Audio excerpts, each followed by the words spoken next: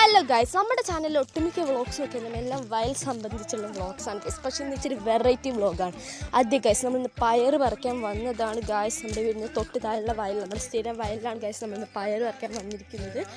അപ്പോൾ എൻ്റെ ബേക്കിൽ കാണുന്ന മൊത്തം പയറാണ് ഗൈസ്. ഇനി ഒരു പയർ ഫുൾ നമുക്ക് പറിച്ച് തീർക്കണം. മൊത്തം ഒന്നും വേണ്ട, പക്ഷെ നമ്മളെ കൊണ്ട് പറ്റുന്നത്ര പറിച്ച് തീർക്കണം ഗൈസ്. അപ്പുറത്തെ സൈഡിൽ ഫുൾ പയറാണ്. അങ്ങനെ എനിക്ക് അമ്മ ഒരു കവർ തന്നു. ആ കവറിലാണ് ഗൈസ് നമ്മളിന്ന് പയർ പറിച്ചിടാൻ പോകുന്നത്.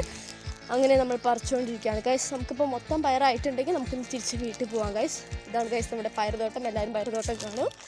അപ്പോൾ ഇതാണ് ഗൈസ് എൻ്റെ അനിയൻ, അവൻ അവിടെ ഒരു പണി എടുക്കാതിരിക്കുകയാണ്. ഇതെൻ്റെ അമ്മയാണ് ഗൈസ്. അതിന് നമ്മൾ പോത്തൊക്കെ ഉണ്ട് ഗൈസ്. ഇവിടെ പോത്തിൻ്റെ സൺബാത്തിന് കൊണ്ട് ഇട്ടേക്കുവാണ്. അങ്ങനെ പോത്തിനെയൊക്കെ നോക്കുന്നുണ്ട് ഗൈസ്.